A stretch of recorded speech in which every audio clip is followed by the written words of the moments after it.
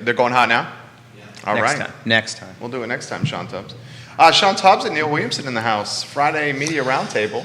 Yeah, this is, we're going to take a bit of a breather, maybe not, of the Coffee with the Candidates. We're going to talk a little bit today about the candidate forum these two gentlemen did last night. And I've got a couple notes on a sheet of paper, but other than that, this is going to be a lot of fun. How you feeling, Sean Tubbs? Thirsty. I'm all right. Doing all right. Yeah? It's a busy day. And No birthdays today to celebrate. No birthdays. It is. Was it your aunt? Well, no. It's the birthday of the fourth quarter of the year. Today is beginning of Q4. And you didn't bring anything to celebrate for that? I had a pie. You had a pie. Yeah, but unfortunately, I ate the other 3/4 of it. So For those who did not, couldn't bring it in. those who did not watch the candidate forum last night, I learned about an awesome waffle place. So you should go back and watch it. bringing it and up. I don't learn. see them up as a sponsor, though. Oh, gosh. What was the waffle spot, Neil? Well, it is something that we strive to do. Free Enterprise Forum, integrating the public discussion and promoting waffles. Oh, gosh. I thought that was absolutely appropriate. I love Neil's dry humor so much. I do wish we could have gone back to something different. Well, we're going to talk about that a bit. You don't want to hear that, but I do wish we'd gone back. I wish we'd filled one more little bit like that at the So end. that's kind of what I want to tackle today. 'cause Some we had things time. that you guys maybe thought of during the conversation, didn't have an opportunity to ask, and you know, it's four guys and a cup of coffee and some waffles. Well, I don't see waffles. About what you guys chatted about last night. It's going to be a good show. We love these guys very much and respect their work. We utilize their work as the foundation for a good amount of our content on this network, and I sincerely mean that. Judah Wickower, my friend, we're in your hands on a glorious Friday, the 1st of October in 2021. Give us some instructions, my friend.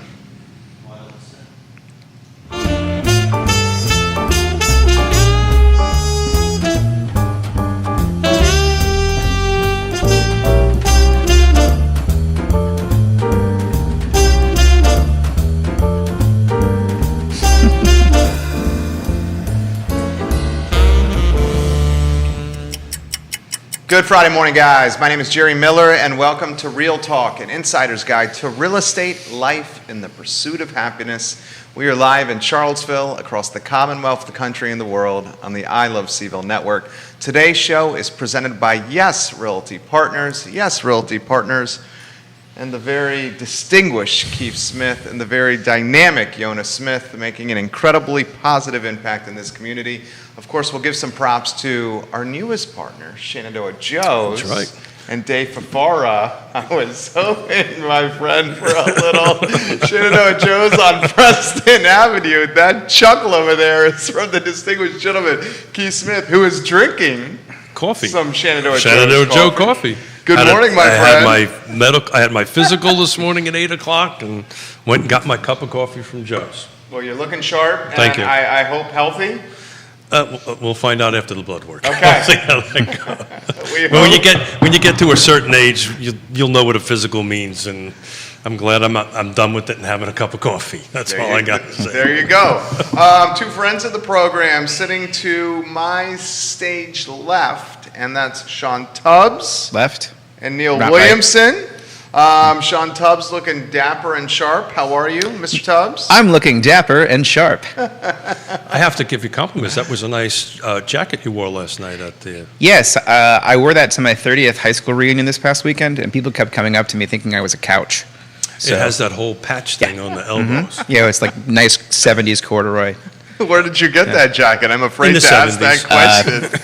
Where I get all my finest clothes. Thrift store. Okay, Sean Always a thrift Tubbs. store. Don't knock the thrift Oh, store. no, I he's don't. not. This Not is, knock it. This He's is where I being get it. I sincere. mean, they don't fit, but neither do I. literally just bought Yona a 1944 Chanel dress for $40. Wow. Wow.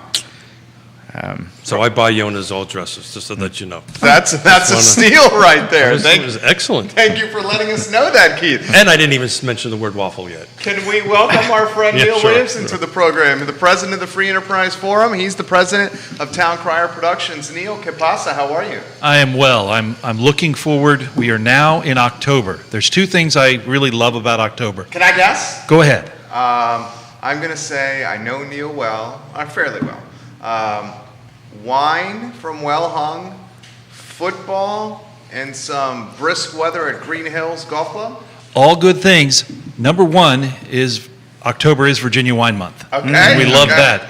But number two, there was a rumor floating about that Batman and Robin will have Catwoman joining them on October 31. I love it, Neil. And Mrs. Smith hasn't confirmed this rumor yet, but I had heard that rumor. I've heard that as well, Yoda. Really? That's funny. She's going to be in the latex cat outfit. Next subject. Because I know Mrs. Smith is watching. She is watching. I feel that I will, whatever comes out of my mouth gonna next, get you in it's trouble. going to get me into probably irreversible trouble. So I'm going to try to get a little smarter and not say anything. It's funny you should say that. I was going to talk to you about it after the show, what you wanted to do for You know, I'm Halloween. always up for mischief. There you go. Seriously, I'll do whatever. Judah will as well. Yep. Don't want to speak for you, Judah. He's our director. So we're going to have to do it on the 29th this year, because the 29th is the Friday, because Halloween is on Saturday, I think. That's Sunday. right. Yeah. Sunday. Sunday's Sunday. Halloween. Sunday. So So we'll Real have to Talk do would it. be on the 29th. We'll do it. We're going to Batman around. We're going to brush them off. Oh, Sean Tubbs posted in the chat box. I'm here too. Well, I told you. Look, Look, what I've got a a- versatile guy you are. I've got to have a monitor here, otherwise I don't know if I'm really here. I like it. Nicholas Herpy says, giddy up, buckle up. This should be a good show. Chanel, wow, look at Keith getting a deal on some class value. What a guy. Oh, yeah, well, Nick Irby. and Yona will admit this. If I don't go out and buy her stuff, she won't buy it. It might be the Germanic in her that she just doesn't want to spend the money. The Italian in me will spend the money. So There you go. Do it. So these gentlemen, we'll start with a forum that made the news. President of Free Enterprise Forum, president of Town Crier Productions. They hosted we call it a debate? Is it a No, The candidate a forum. candidate forum. Candidate forum. Brian Pinkston, Juan Diego Wade, Yaz Washington. Sean, we'll start with you. What struck you about the forum? We finished it quicker than we thought we would, which Okay. was good. Which I think is, indicative. You've got two Democrats who had told us before that they're really like answering each other's questions at the, like finishing each other's sentences at this point, and that definitely showed up. Yaz Washington, also showed up, and she was there, and very energetic discussions. We ended up getting through 6 of our prepared questions, and then at the very end, we had the questions ask each other candidates. The questions answered. You know what I meant. I'm a writer, not a talker. You seem to do a pretty good job at the talking part. Yeah, Just but I saying. get the words all mixed up, and I write it anyway. Welcome to my world. So they were there, really good things. That'll be posted up online. I'll pull out some clips in my newsletter, but we'll talk about it today. But basically, we tried to get questions about some of the issues that are going to be facing the next council in about 3 months. And of course, those are big issues: the tax rate, the school, the future land use map, equity. We got into a little bit about city government reform. As I was just telling Neil, I wish we could have gotten a little bit more into what these candidates think about Why is that? the future. Well, the future of the government. Like, do we have the right setup that we have? To find that for those who didn't watch. You're talking strong mayor, right? Well, more Yes, than that. yes or no, more than it's You a know. whole gamut. It's up for the public to decide Well, I think what the the public question was wants wrapped, because eventually. I watched it and took notes. It was wrapped around, does the city council, what's the position from city council hiring of, working with the right. town, the city manager. So Right, but to I know- can't put words But, together either. but to know it's all right. behind the It's Monday. scenes, Sean and I had talked at length about the idea of city government and how should city government run most efficiently. And we had our questions. We had about 2 minutes left in our standard question time. And what we ended up saying is we can't ask that deep a question and ask it with 1 minute.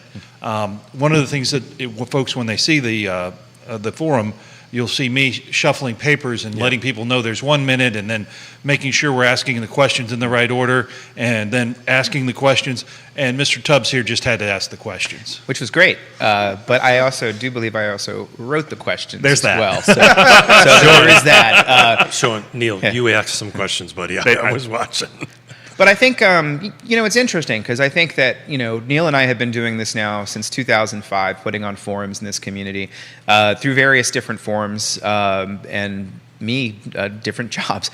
But I think being able to do this and to be able to have the perspective and to think, to take a view longer than, say, the past 2 or 4 years, to be able to really think back, it's interesting to see what the candidates are and then to think what happens next time.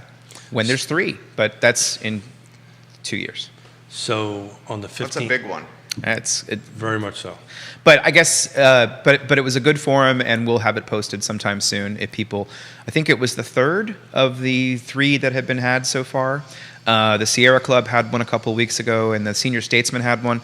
Unfortunately, the Senior Statesman audio did not turn out, so we can't go back and listen to that one. So Senior Statement, if you're listening, you got to put that forum back on again. And the forum will be posted to the freeenterpriseforum.org website by about 1 o'clock today.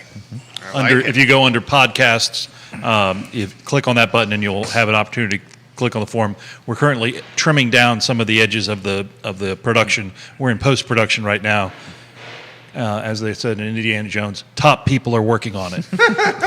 Yes, and Is that Brett Wilson? No. Okay, because he does a hell of a job as your Greene County Bureau officer. Yes, he does. I love you, Brett, and I love you as a coach at volleyball as well, sir.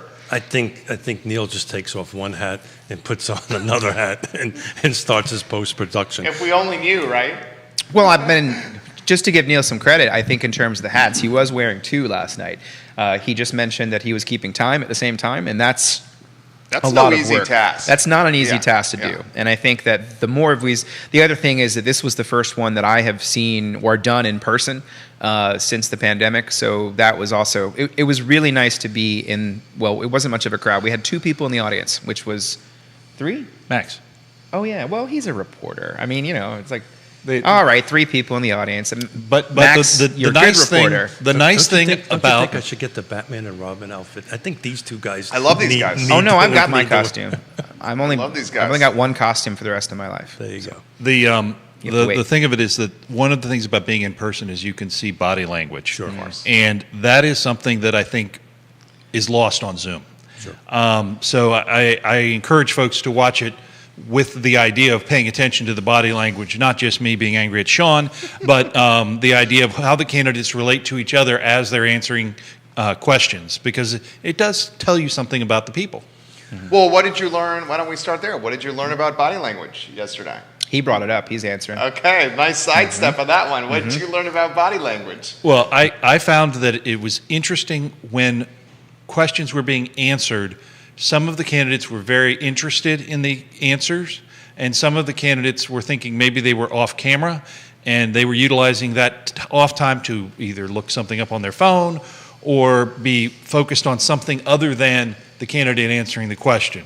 To be fair, a lot of these questions, a lot of the answers, the questions were actually very different than the other forums. Some of the answers were the same, even though they weren't answering the question that was asked.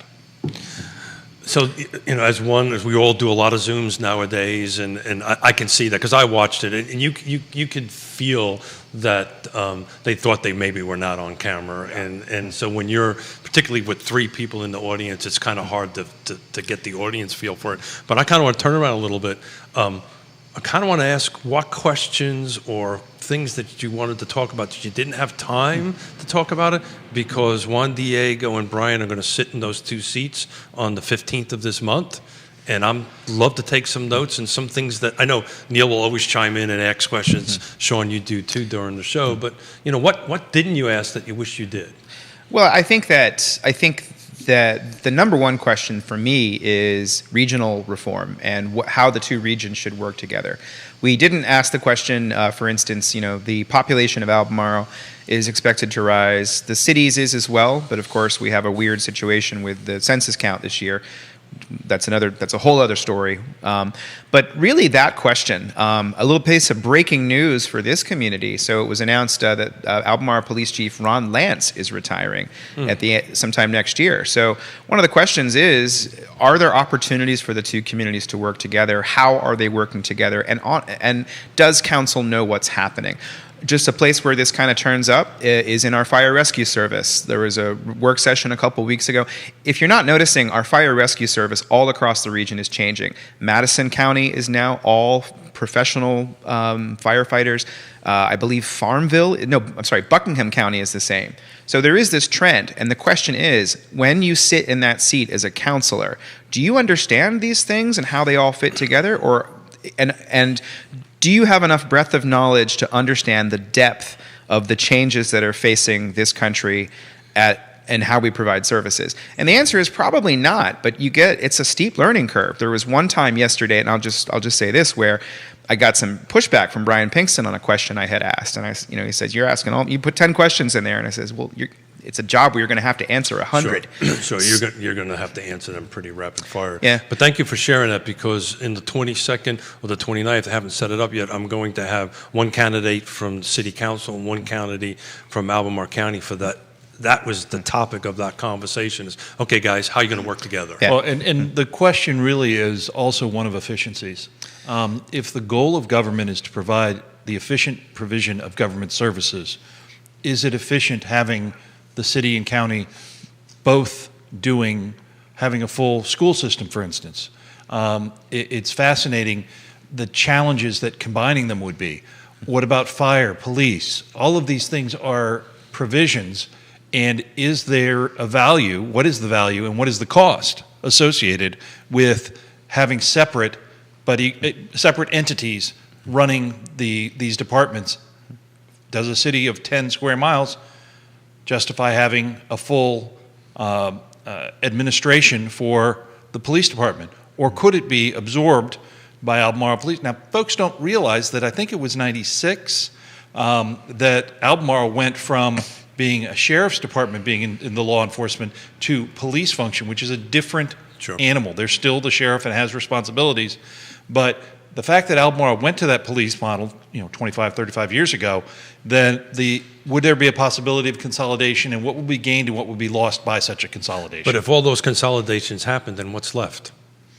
Right? Efficiencies of government and more money in taxpayers' pockets is Or what's also- left. You didn't get a chance to finish your thought on Pinkston and the pushback. Well, no, I just did. That was just an observation of just like it's a tough job. I mean, being a city councilor is probably tougher than any other. I would say being on city council, actually being on any of these boards, is a tough job because there's so much. It's more than a legislator because you have no staff. So it's up to you to do research that your staff might not be giving you. So it's going to be interesting.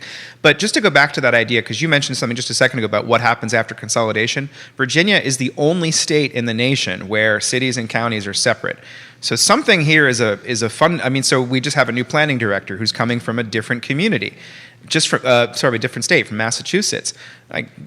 It's weird to come here from day one and realize that, this is different. Massachusetts is a commonwealth, so some of the stuff is similar. Very similar there, yeah. So But he's actually not- probably suited. Maybe that's how he got hired, because he's from Mass. I was going to do a joke, but it probably wouldn't be appropriate.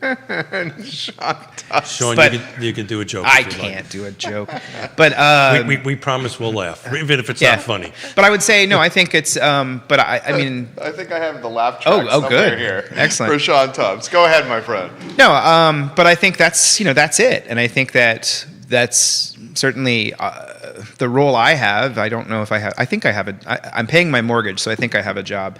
But hooray! Good job. But that's our role. At least my role is to ask questions and to hopefully is not to have. I don't have answers. Neil might have some answers. I Neil, don't. you're smiling over there, so there's got to be something rolling in between your ears there. I just think that the community, I want to give a shout out to not only Tubbs, but the whole community. And our friends at the Daily Progress did great work last night. I absolutely loved the headline in the sports page today because it was time sensitive. The game ended late, and it banked off the post of the field goal, and the headline reads, Shanks so much. That's right. That's good stuff, guys. John Shiflett, my former colleague at the Daily Progress, now the sports editor. Job well done. In fact, I'm looking at the Sports Front right now on his Facebook page. Thank you very much. That's impressive that they got that out. Right? It was in my. It was. I get the paper delivered at home. It was in my box this morning at 5:30. That's legit. That's legit. What time You, did that you literally end? get a newspaper. It ended Wow, after good for you. 11, so this Did is it- legit. I watched at the end of the game. Because my housemate was watching it and he turned it off because he couldn't stomach it, and I just went back downstairs. After 11. So props to the Daily Progress Sports Department there. Nicholas Erpy has a question for Neil and Sean. Oh, yes. Why don't we start with NW for this one here? Do Neil and Sean feel like all of the candidates had a good understanding of the local economic situation? Did they feel like they understood business needs in the local community? Great question, and one of the questions we did ask. Yep. We focused on their understanding not only of economic development, but asked the question if the proposed equivalent 15%, 15 cent So you have tax to increase. quantify what equivalent means. so The folks idea is they understand need to that. rate, if all assessments remained the exact same, Got it. they would need to raise the tax rate by 15 cents Today. to cover what is currently being discussed with regard to schools and the affordable housing plan. So the question that we asked was, how do you think the increasing the taxes by an equivalent 15 cents per hundred helps or hurts economic vitality in the business sector?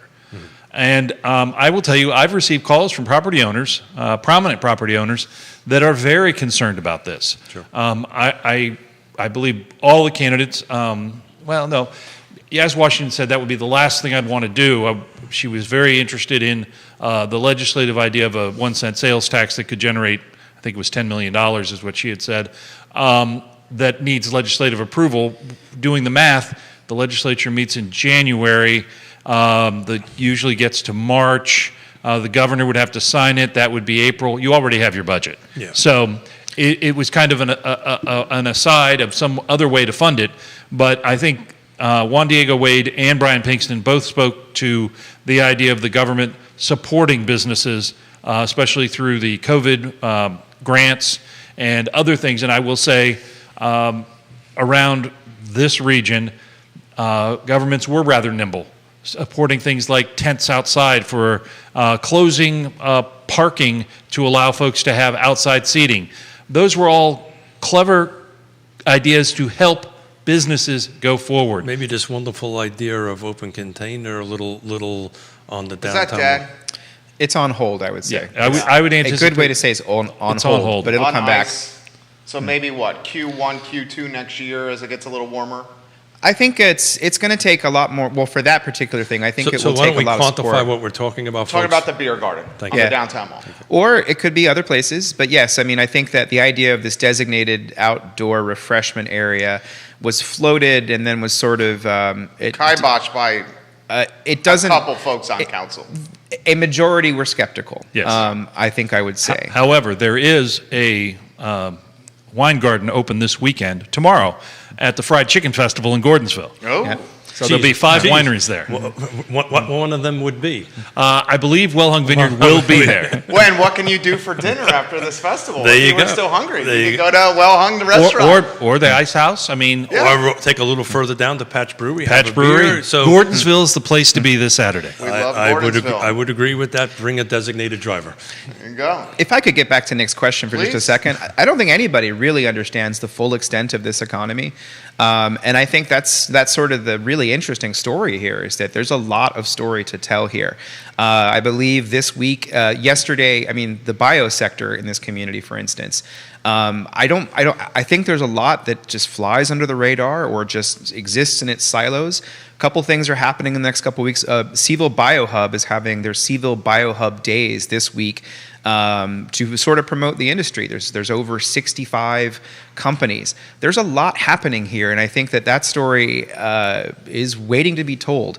Another one, of course, the Code Building. I believe they're having their grand opening next week. But of course, that's not all. There's lots of entrepreneurs. If you follow what the CIC is doing, there's a lot of energy in this community to do things and for entrepreneurialism. I'm an entrepreneur myself, trying to figure out how to make money doing what I see and trying to figure out how to capitalize this. So I think that's a very good question. Well, And I think it's the one that essence will, of the question is if we increase our business tax base, then in theory, it will decrease our residential tax base. Henceforth, this 15 cents. Well, but if you, yes, but if you increase that 15 cents on commercial properties. There you go.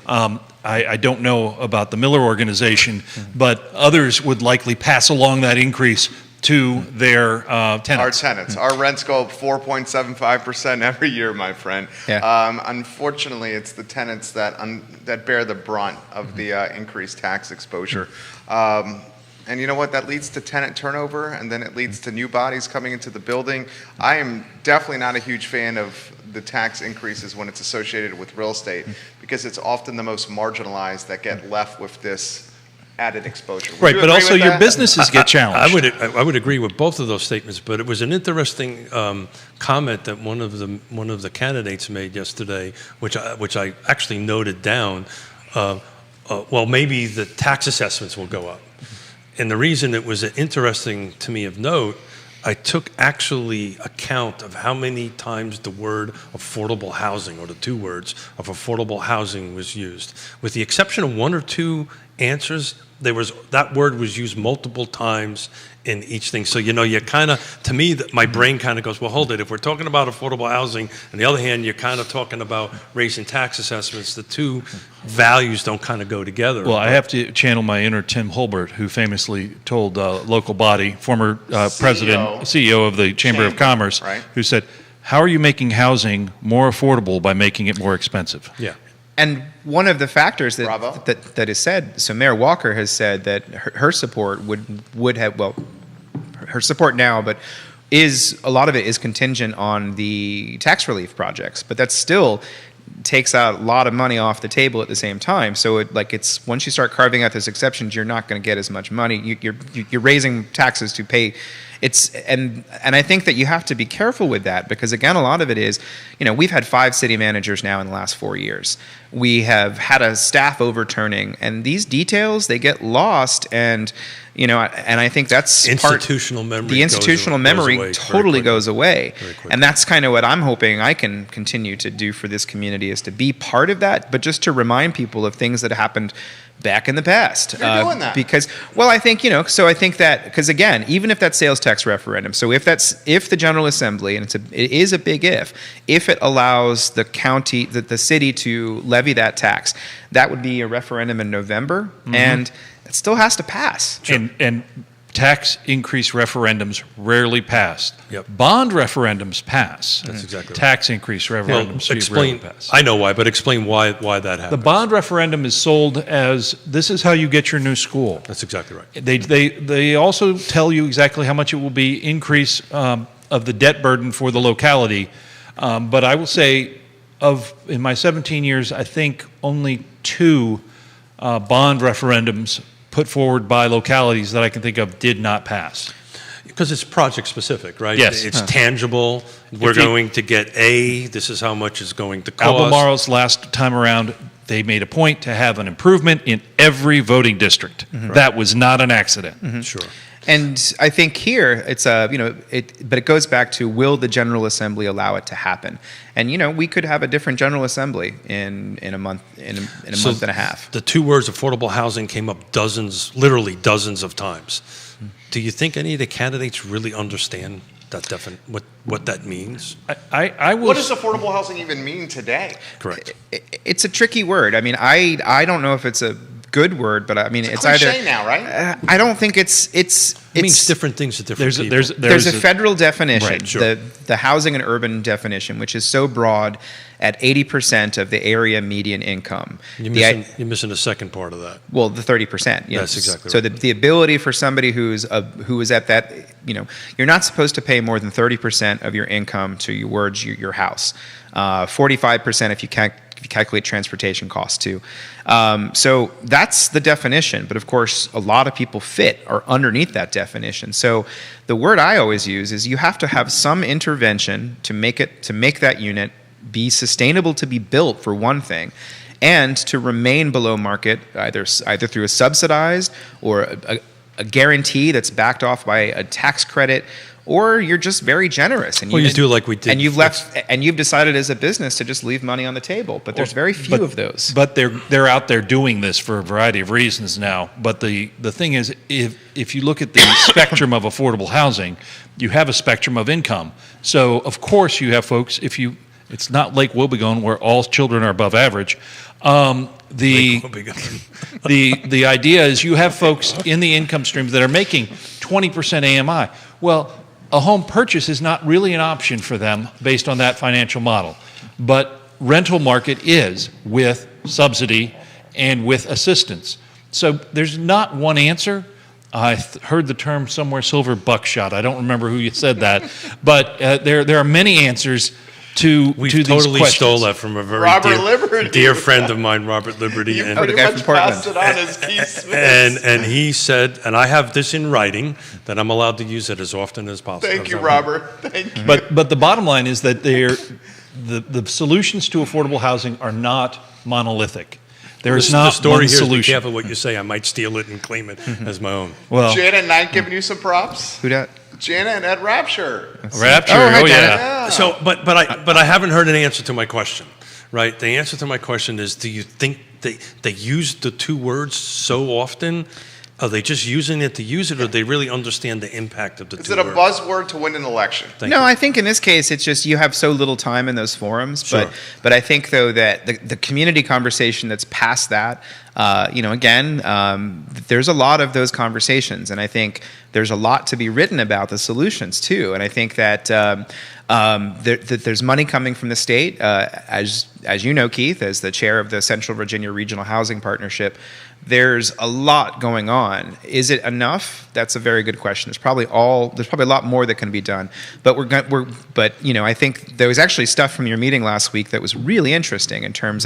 But I didn't know if it was on record, even though you said it in public. It's but, public. It's on record. Well, no, I the said one it. that was really interesting, just as an example, was Unless I choose not to acknowledge it, that it wasn't on record. was was it stellar what I said? No, it was the. Oh, okay. Then It it's just not- wasn't on the shows record. how Piedmont Housing Alliance, for instance, sure. Piedmont Housing Alliance is now aggregating different project-based Correct. low-income housing tax credit to make it, actually, in your words, to make it a more attractive project Sure. to get that funding. So it's details, but I think that's kind of it, is that when you're up there, can you have the command of all of these details? And housing is very much part of that Because spectrum. what matters? elections matter. Elections matter. But what I was trying to articulate in that conversation is that what we were able to do in the land trust with partnerships with PH and partnerships with Albemarle County, so forth and so on, where we took $140,000 and turned it into nearly $2 million worth of Yeah. property. So my comment I was trying to make is, don't tell me it takes a lot of money to do this. Right, It's but- relationships. But you have to go to, I'm going to say it right, the FLUM, which the future Future land use map, because I won't- right now, that was our first question, and probably Yeah. the one that I think took the longest time for Sean to read. It was the longest question. I had enough time while you were asking that question To go get a cup of coffee. refill my glass of wine. There you are. But the thing is that if we don't have the densities available to do the building, I don't care if you're Thomas Jefferson Land Trust, I don't care if you're Jerry Miller Enterprises, or Joe's Construction, you can't build it if it's illegal.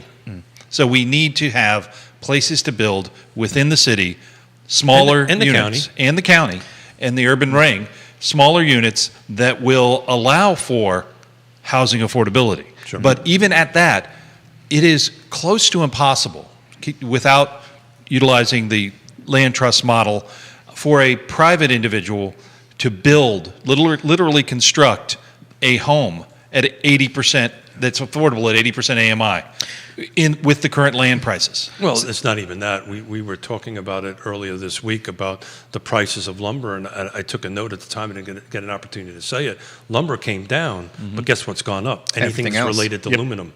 Because those prices were being But the market was holding those prices down because it couldn't take it and the lumber prices. Was it listening to an interesting NPR report on the way in this morning, which I was not aware of? Looks like China is having power issues and they're shutting their factories down to like 3 hours to 6 hours a day, which ultimately is going to impact us, I would think, at some point in time.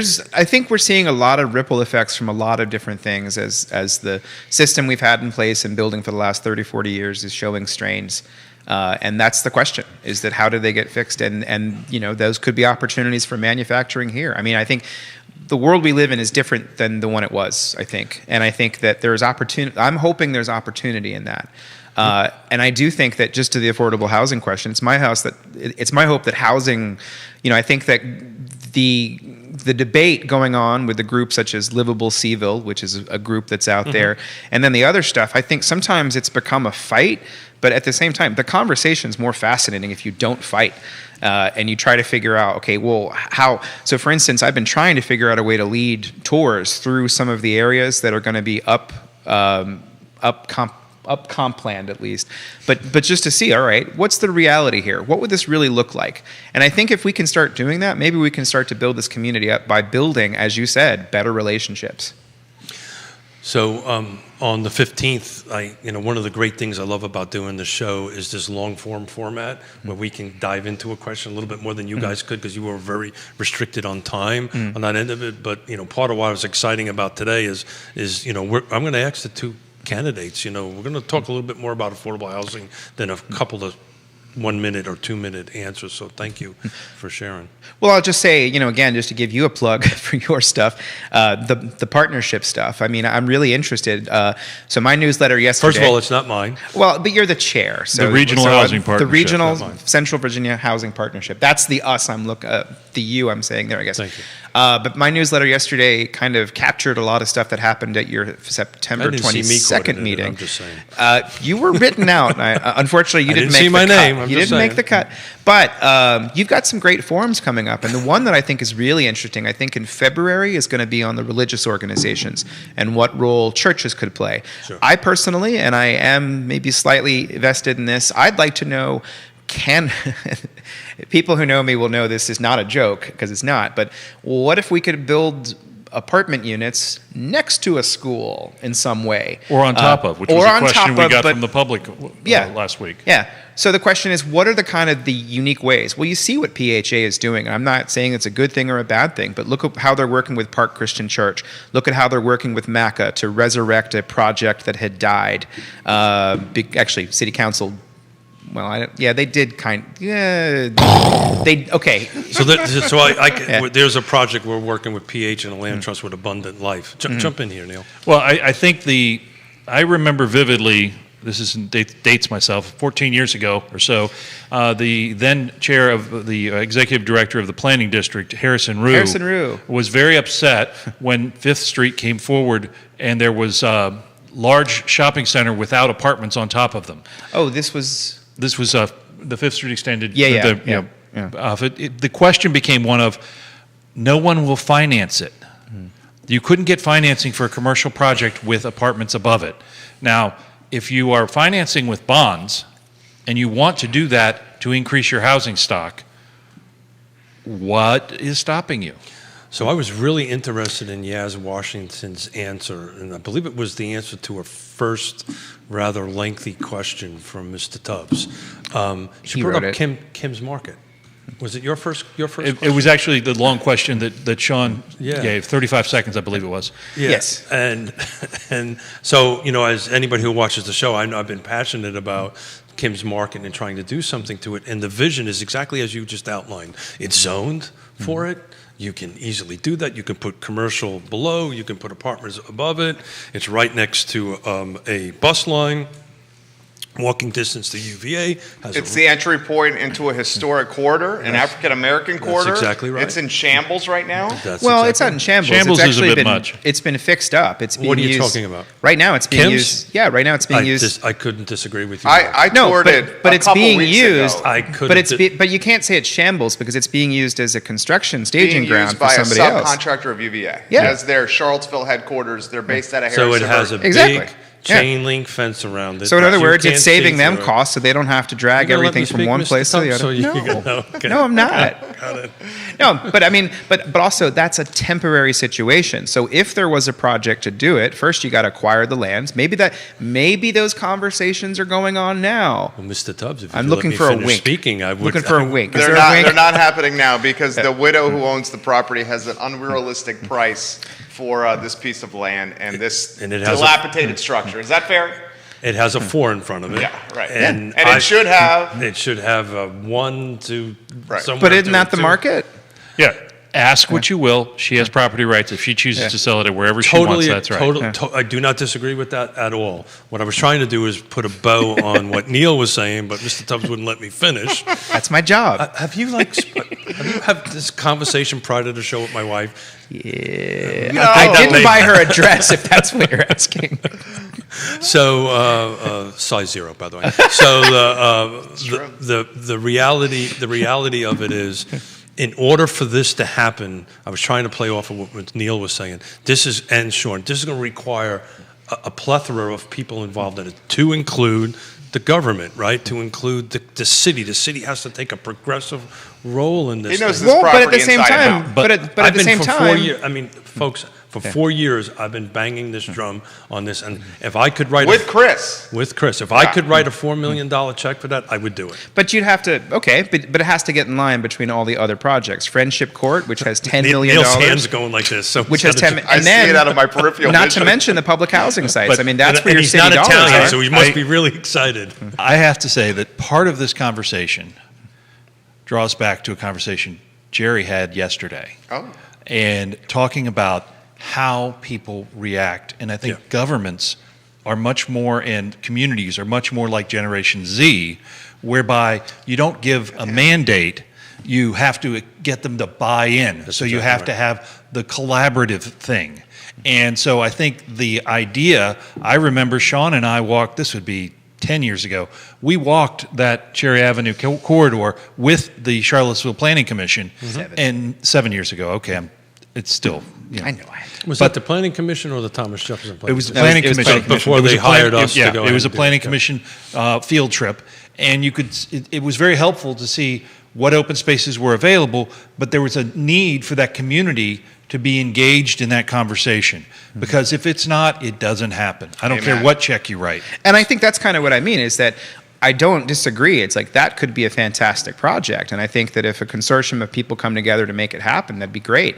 But you also have other things in the Cherry Avenue corridor, which is, you also do have that Cherry Avenue small area plan, which kind of hints to the community that bought in that you're not going to have high densities there, even though that might not realistically be the best thing. Well, you have And- to engage them in the process, Yeah. and that's what you do. But this particular property has almost all the right boxes checked, except for the one. Yeah, the Somebody's price. got to write a $4 million check. Right. Or the property continues as it is Sure. until such a time as that property is valued by someone else at that value. And just to give you a sense of look at how much money University Tires put into rebuilding the building at the corner of Roosevelt, Brown, and Cherry. They didn't tear it down. So I think that I don't think you're going to see Cherry Avenue change that much in the next 10 years because there's so much else to do. But we'll see. There's another building right up. A nonprofit has bought 2 properties at the corner of 7th and a Half. And I walked past it yesterday, and I thought they were going to tear it down and maybe do something there. There's electricians. They're going to renovate that house instead, which I think is which is not what I thought they would be doing. So to give you a little kudos on your walking tours that you do and you post on Facebook, And Twitter. And Twitter. Riding the bus. riding the bus. I gave it up last week. and Not what- the You got bus. your car fixed? No, I gave up the Twitter. Oh, gotcha. You're not on Twitter anymore? I'm on Twitter. I just it's not a good use of my time as a reporter. Okay, you create content and you need these social channels to get No, that I get- content out there. I'm doing all right. Okay, all right. I'm just trying to, No, I like your but stuff. no, I was going to say though, I think that's it. Is like we need to walk these, and I would say I would love to see people from the city and the county go out to Palmyra, to go to Standardsville, to go to Lovingston, to go to Scottsville, all of these other places which have some of the bones for future communities. Existing communities that I think are waiting to have If life on breathed into Saturday them. you walk up the street in Gordonsville, you'll get a feel for that streetscape project and how that has really renovated. It depends how many stops you make. You may lose the feeling after a while, depending on how many stops. And we should you give some props to Chris Henry and Stony Point. For what they're doing in Absolutely, Gordonsville. absolutely. There's just turning Gordonsville around, actually meeting with them next week out there to take a look at some of the new stuff they're getting ready to do out there. But the kudos I was trying to give to you two gentlemen, one is the walking and the comment that you made about the walking tour on it. So one of the, if you drive on a vehicle in a car, you kind of lose the feel for a neighborhood. So if I'm looking for a home for a client in a neighborhood, and if it's walkable, I will always walk the neighborhood a little bit so you get a feel for it. So I just wanted to give a shout out to that it's a whole different feeling if you physically slow down, take an opportunity and walk a neighborhood. You walk away with a different vibe, or take a bicycle through it to a neighborhood. And when you go with other people, and these are the walks, I mean, actually, I need to set this up. I've been talking with a friend of mine about walking the Cherry Avenue corridor, not the section we walked in, but the more of the residential. Because I do think it's still, I think that, and I would like, and this is just it's not going to happen, but I'd love to see a walking city council candidate debate that's in the field to talk about some of these future great land idea. use issues, because there are questions about it, and I think that there's a comment from Bill McChesney in the chat about. I was just going to ask that. I know. Well done. About the Sure. stats of these folks. Hey, but I think that I personally think what's been lost in this future land use map again is it's become this binary us versus them thing when there's a lot more potential, and also this is not the town that it was when I moved here in the early 2000s. It's not the same as 87. Exactly, but it is based on previous plans, and I know that we can say if plans are good or bad, but they're guides, and it's what the development community and it's what can be made to be built.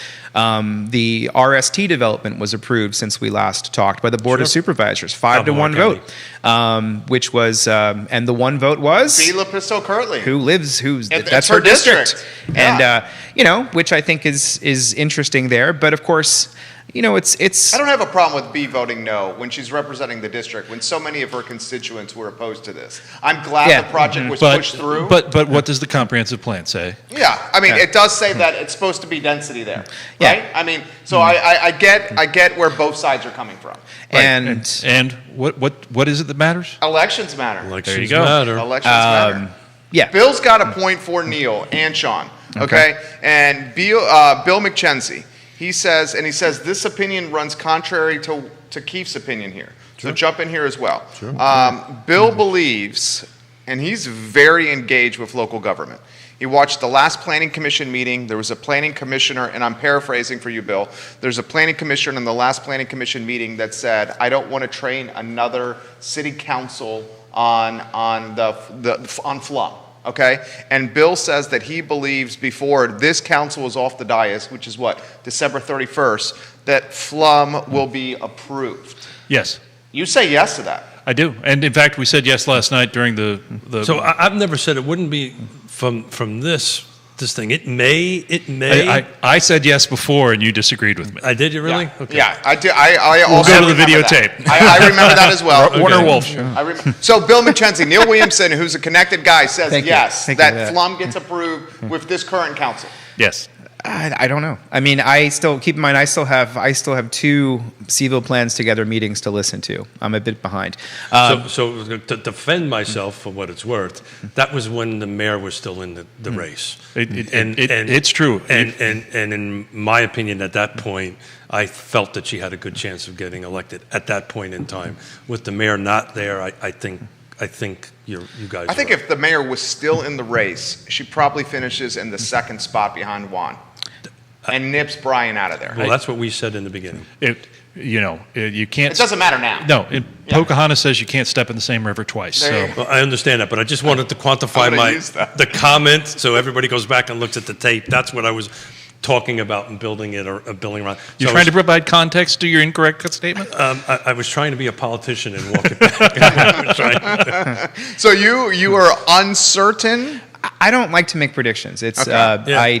that's not Trust the me, it business comes I'm back in. and bites you. Trust me. But I would say though that the conversation is Smart guy.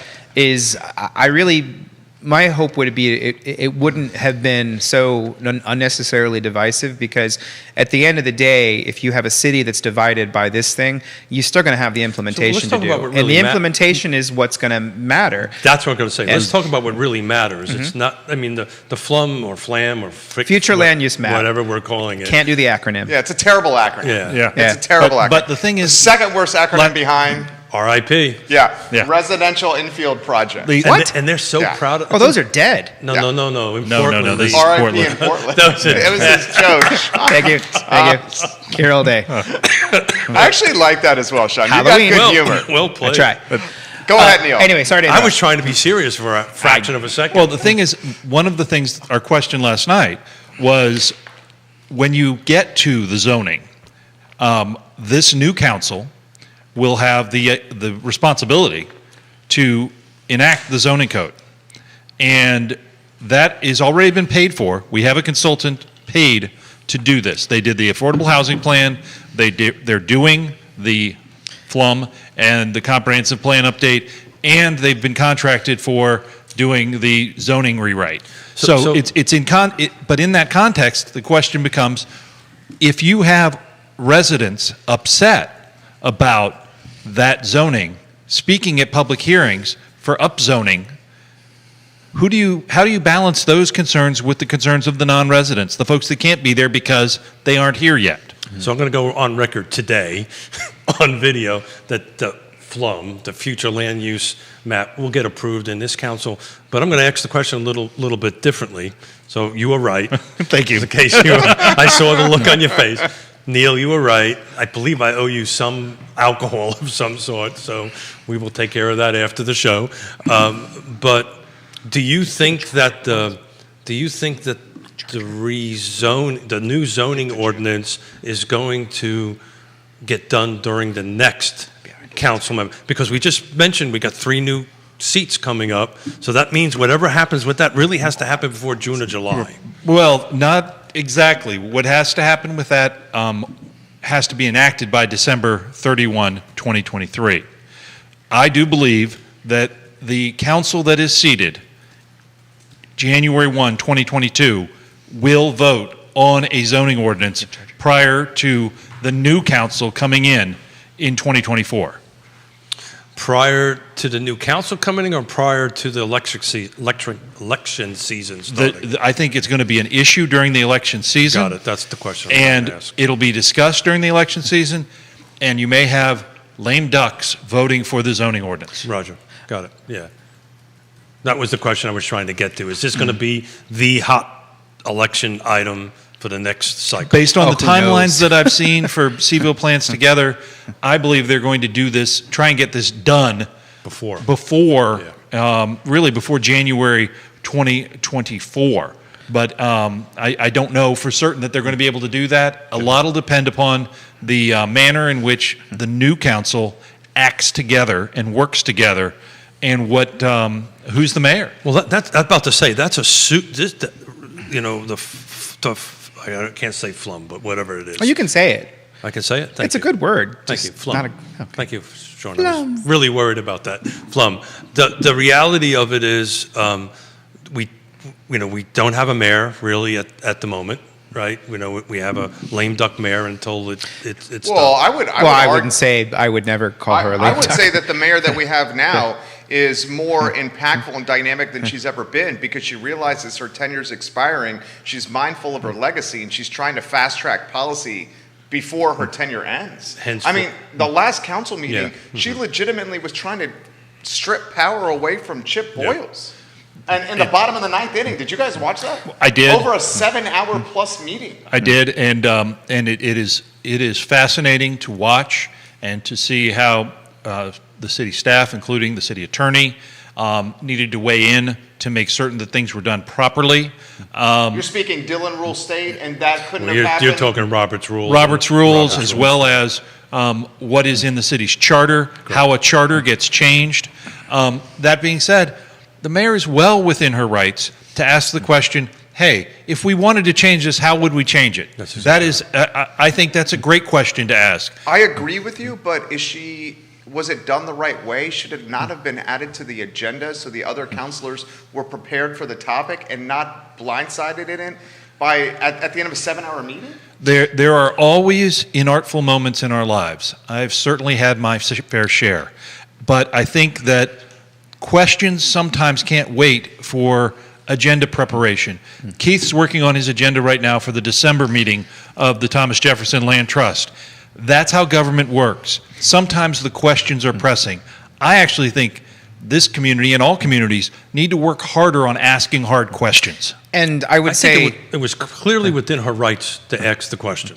So she can come in at the 11th hour. It's the prerogative of the chair to ask a general question as you asked it. That is well within her rights to do that. Now, the debate that followed may be a little different. With the city attorney? With Well, Lisa? so the chair or the mayor in this case can ask staff. Correct me if I'm wrong, Neil. Ask a specific question of staff and say, "Look, can we do A? I would like you to bring this back to the next meeting. I would like to know, can I plant grass upside down? Am I allowed to do that?" And Mr. County Attorney, Mr.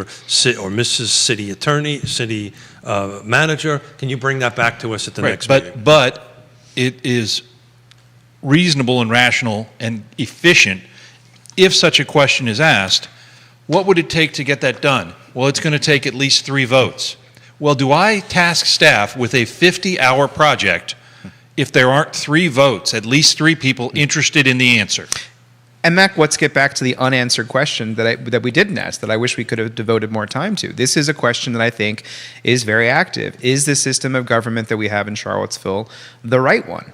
And that's, I think, Well, you kind of asked that a little bit. No, I know. I meant last night. Yeah. But we didn't really get into it in Sure. terms of asking that specific question, which of course gets down to the ward system. And traditionally in this community, the Democratic Party, the old mainstream Democratic Party, have been vehemently opposed to changing. Because they own the local government. And this goes back to in 1981. There was a referendum that passed So- to so move let- to a let's- so wards. for those who are and then listening- that council, though, Yeah. but that council later brought it back and killed it in '82. But a ward system is representation by geographic area.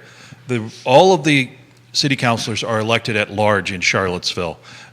When we were meeting with the candidates, both Democratic candidates are from the same neighborhood. So that couldn't happen in a ward system. You're talking Pigston and Wade. Yes. And, but then in 2004, there was an election task force. These are documents we could pick up tomorrow and start to debate. And actually, that might be an interesting topic for a show like this, would be to actually bring in some experts, maybe to talk about that. I'd bring in Dave Norris. He was very involved in some of these discussions many moons ago. He and I are going to be speaking together at the Virginia Governor's Housing Council. Looking When is forward to that? it. Oh, November. November. Marine Corps birthday, November 11th. Got it. But I think those are the things, that's governance, and that's what a democracy should do. It should take a look at itself every now and then and say, is this system the one that's helping to develop the services? And of course, that is the biggest question facing these counselors. I never really understood why we didn't have, in the counties, we call them districts. In the city, you call them wards. For those who are listening and watching, every city council represents the city as a whole. So does the other boards. Ned Galloway is the chair, but he represents the county, Albemarle County as a whole. I never understood that, why that was never done that way. It's, well, I won't take up your time with that, but I would say. I would love to know the answer Yeah. to that. Oh, I don't know the answer, but I just know it's there to be studied. It's like, it's. Do you know it's, the answer it's, why? It's rooted in the fabric, and there is got to be, whenever we look at history, there's ugly parts of history. Sure. And there are ugly parts of history that keeps white males in power in Charlottesville. Sure. And I would That's not. the reason why I think it'd be so important to go to a ward system. You're a pro ward system? I think you should do that. I think the problem with the ward system, playing devil's advocate for the sake of a talk show, is it's going to create career politicians. But I think, no, though, that. no, I disagree with that. You But think? I think Wholeheartedly. sometimes institutional knowledge among your elected officials is Yeah. good. Right now, we're about to have a time when we had 4 one-term counselors.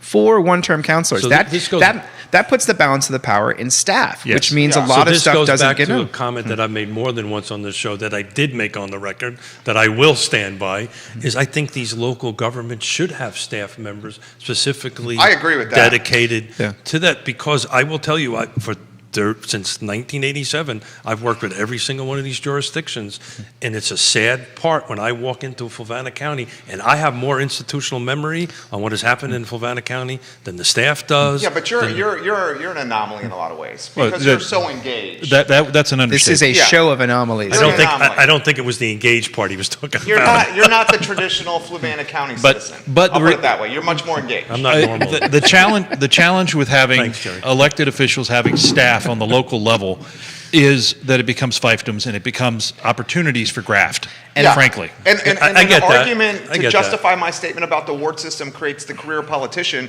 2 words, Ann Malik. Ward system. Yeah, yeah. Well, but no, Whitehall. I think But that that's only because nobody ran against Well, us. I mean, who would For run? 2 of the and times. why does Diantha, ward system. But there's no one to.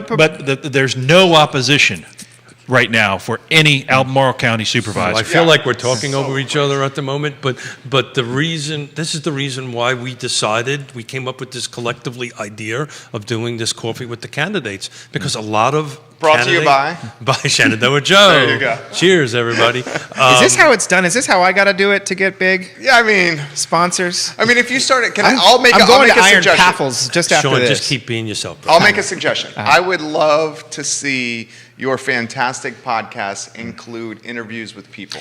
I think it would take it to a different level of There dynamic. are. It's just timing. It's Okay. just timing. But going back to the government thing, I think that's kind of. I just love local news. It's. I don't think we finished this whole ward conversation. Well, I know, Yeah, that's what yeah. I'm trying to go back to it, but I think that one thing that we would all benefit from is to all of us, each of us, to get on the train or whatever to get to other localities and see what's happening.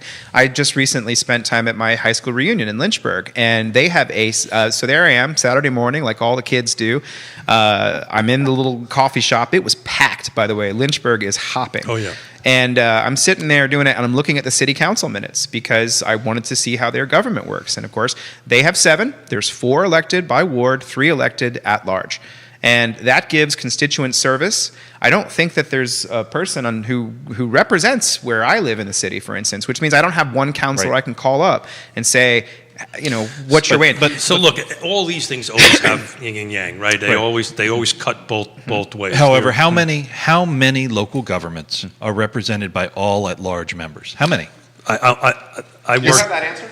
I don't. I I'm don't. asking Keith. I thought he would know. Well, I can tell you within our footprint, there's only one. Okay.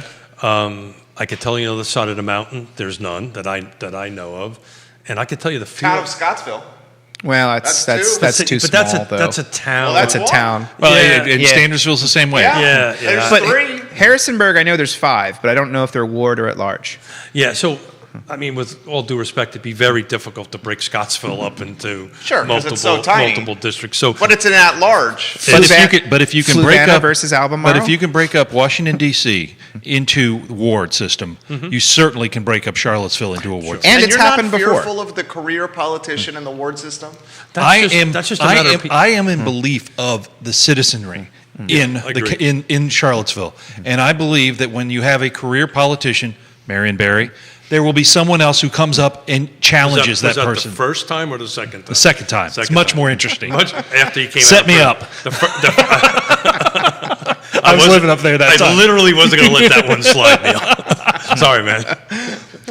But no, I think it's an ongoing conversation, This is and, fun. and Yeah, it's that's the thing. Is anybody guys. watching, by the way? Yeah, we got comments. Are you ready for this? Yeah. So people want to hear the pros. Nick wants to hear the pros of the ward system. We're talking about that now. Bill is anti-flum, but pro ward system. Dave Norris, welcome to the show. Love you, Dave. Looking Yeah. forward to hanging out with you in Norfolk. And Did Roy- he see like a sign in the sky and he came? You put up the Norris signal. It's like we heard Norris and he came flocking Rory in. Stolzenberg, welcome to the show. Planning Commissioner Charlottesville. I think I would look better in the Batman suit than him, but I'm just saying. Dave, here's a stat from Rory. So if you're not following Planning Commissioner Stolzenberg on Oh, Twitter, you need to do that. He creates fantastic content and brings it to light through social. How about the stat that the median value of the homes owned by anti-upzoning email writers was $730,000? I really appreciate that information, Rory, and Rory knows that I agree with him more often than I disagree with him, but I'm not in lockstep. I don't like that statistic. Why do you say that? Because I said this in a blog post this morning, whether you've been here 40 years or you've been here 40 minutes, you're a resident of this community, and I think your voice matters. So the fact that the well-heeled folks happen to be weighing against the flum and those with less well-heeled, that's just creating class conflict. Let's talk about the flum, not how much money my house is worth. Well, I mean, I think that's a very fair comment. I think what Rory's doing, he's a clever, smart guy, is he's bringing up the price tag number so the public gets disenchanted with these anti-density group because he's essentially labeling them as wealthy, rich, Yeah, and well-heeled. Creating class division. Yeah, Yep. that's what he's doing. Yeah. Well, is it? Well, I was No, gonna- finish that no, thought. No. You don't want to finish No, no. that I thought? actually. You rarely actually- stop. I actually thought about what I was going to say. Keith found his filter. That's the first time I've ever seen that. Yeah, and how many? 200. 200 plus shows. 12 I've shows. never seen you do that. He's practicing to be Batman. He has to keep some secrets. You sure you don't want to mention what you just said? No, because now this is when you get me into trouble. I'll stop. And Mrs. Smith goes, I can't believe you fell for that. I'll stop. But where do you want to go, Smith? Where do you want to go? Well, so I want to go back to Nick's question about the ward thing. I think that's from a positive perspective, not necessarily a negative perspective. And again, from my perspective, from working in all these jurisdictions around, when they have these ward or they have these districts in the other counties. So, I mean, just simple little math. We have roughly 50,000 people divided by 5. That's 12,500 people. And you can go, you could definitely develop a ward system that works. And you could, if you wanted to go crazy, you could have divide 4 wards and 1 mayor elected at large. So I live in the Charlottesville, not that I do, but let's assume I live in the Charlottesville half of Lachlan Hill, right? That's in Charlottesville. Mm-hmm. That's where I live, right? Yeah.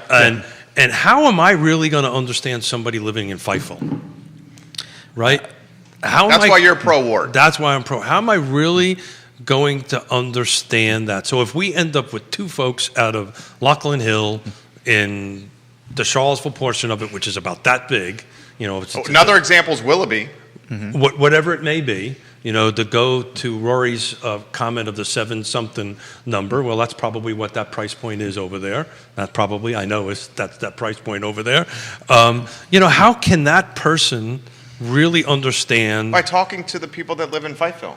It is, how can they understand? I am a believer, no one gets into local politics to make money. Oh, for sure. To have power. Without doubt. They want to make the community Well, better. the power. They want to make the community better. I firmly we believe that. debate I'm in it this- for the people. I'm in it for the power. But that's pretty evident. Yeah, so, I mean, So the idea that I have an if you- empire, a if you- world galactic empire. If you have that challenge in front of you of representing the entire city, Luke, I'm your they father. will. The city will come to you and send you emails. I mean, as someone who's on just a number of boards, you get many emails. I do. Many robo emails. I do. What we call AstroTurf, which is not true grassroots. These ideas are out there, and you really do work hard to get to know the community that you represent. Mm-hmm. I think the city councilors currently are working under the system they have. I'm questioning the system they have. So Fluvanna County has half the amount of residents and has a district system. Well, I think counties are different. I think counties are required to have. No, I understand that. I'm Districts. just looking at body count versus representation, right? As many folks that you're representing on that. And this is going to become more impactful as the numbers from the census come out and we Sure. look at redistricting. Sure. Albemarle County, for instance, made a decision 30 years ago to have every district include a portion of the growth area and a portion of the rural Are area. you guys following this redistricting? It's actually level? they're meeting today. Today, yeah. I'm hoping. Oh crap! I forgot to hit record on it. No, because I think today the deal I'm is. glad you didn't say so- shit, because that would have been really out of line. Well, crumbs. The district, I believe they have to have the map ready by tomorrow in order to start this is for the House and the And there's an internal debate going on because this is not exactly panning out like they thought it was going to pan out. But It never does. But I think though that just as far as we know, so I think that the maps will be finalized today. I think they go to public hearing on beginning Monday, and then I believe that the congressional ones are later. Congressional ones follow. Yeah. So what impact, if any, does that have on local redistricting? None specifically from that group, because that group is focused on the state level. But the local redistricting will come to play in the next, I think it's in the next next year. I believe that they re-examine the lines. 2022. Yeah. But I think Let's get it's to a comment from Rory. Okay. Stolzenberg. Rory Stolzenberg, this is quite a long comment, but Really? Rory, I appreciate your perspective very much. So we're going to read I this tell you entire what, comment here. anytime he opens up his mouth on Roy's a any smart meeting guy. that I'm part of, I learn a little. Okay, so Rory, I'm going to read this entire thing here. This is very long. The idea that demographic data discredits any group is yours, Neil, not mine. Actually, the email in which I sent that data to PC Council, Planning Commission and Council, included an explicit emphasis that everyone's opinion matters. It would be planning malpractice to conduct public engagement without an understanding of which groups are being successfully engaged and which are missing from the process. We received about 125 emails from CFRP, incidentally, expressing concern that a, quote, vocal minority, end quote, was having outsized influence over the process. How would one determine that without knowing the representativeness of your feedback sample? That's fair enough, and the reality is the Planning Commission and City Council also received a lovely note from the Free Enterprise Forum about the FLUM. I believe there were over 2,000 comments on the FLUM just in this iteration. I'm sure that Rory read mine with great enthusiasm. Did you, Rory? One of the 2,000 comments. We got to actually come in. I can share the mic, and this will I be a am lot of happy. fun. I am happy that there's this much engagement Yeah. in a future land use. So map. as you were speaking, I was thinking of a question. Do you think this much engagement will be during the rezoning process? it depends Same on how it question for goes. Rory. by the way. It certainly depends on how they approach it, and I would suggest that people will understand. More people will understand. This is really change. This is not a color on a map. This is impacting. That's what I'm concerned about. I'm concerned that same involvement does not translate to what really matters, which is the zoning. I hope it does. Well, at the same time, I think a lot of it's going to come down to the specifics of the land and the topography. That's why I want to take this walk down Cherry Avenue to say, all right, what would it really look like to put 12 units? What are the retaining walls?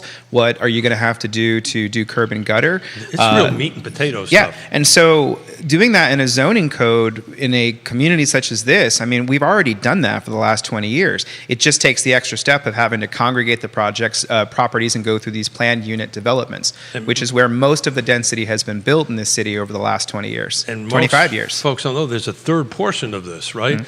So there's the comp plan, right? There's the zoning, and then there's the subdivision ordinance, what has to match the zoning ordinance, and more than likely it doesn't. I know it's meat and potatoes, stuff like that, but if they have to learn how to match each other. But they're going to need to be adjusted sequentially. You got the CAC in the house.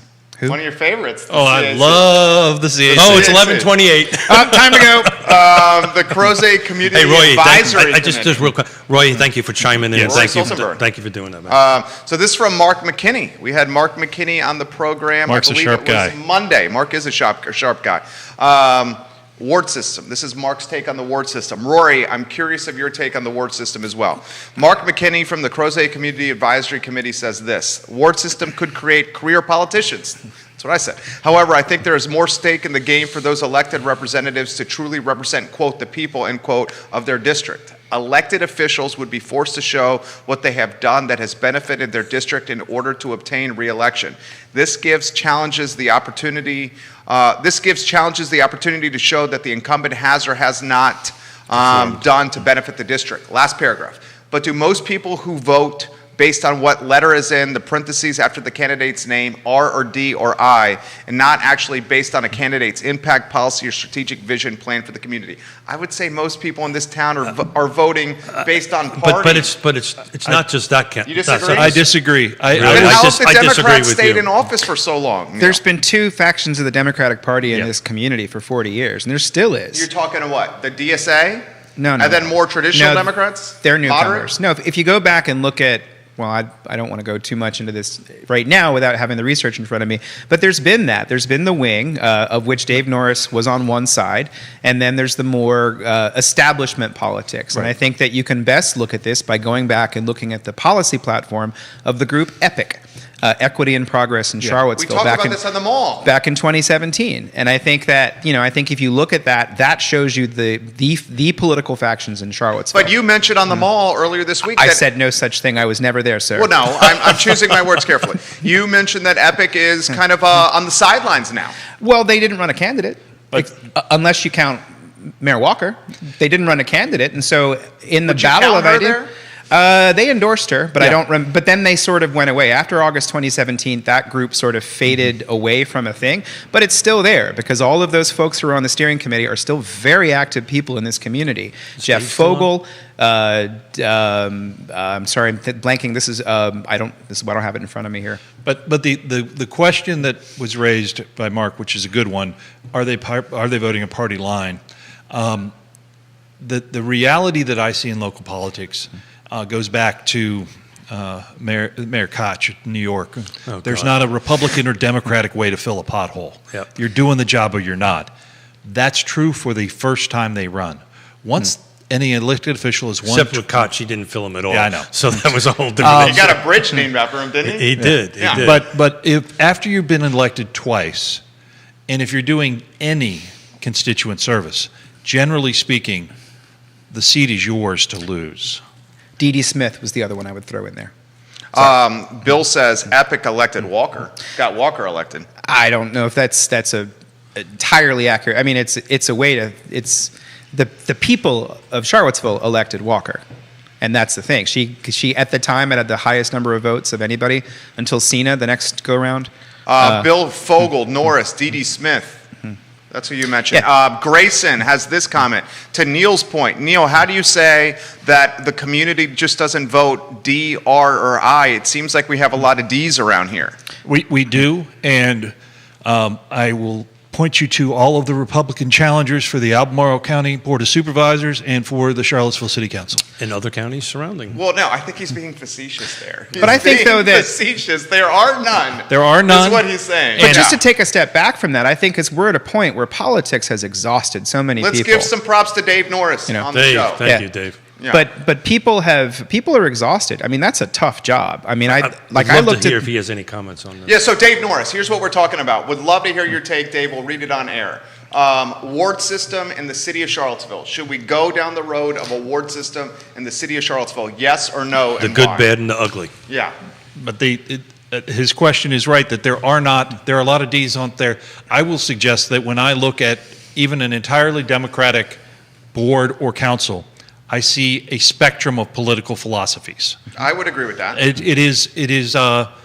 It's interesting. Not everyone sees the colors the way that I do in terms of philosophies. Well, because you're more engaged. He's basically saying you look at Councilor Lloyd Snook, a more moderate Democrat, and then you look at Councilor Michael Payne, who's leaning more toward the socialist side of Democrats. That's kind of what you're alluding to, right? Right. And again, but when you get down to, because see, local government is so into really stuff that touches you, So it's really difficult to make it a liberal cause to have a well-running fire department. So what I was saying, all politics is local. Local politics is what matters.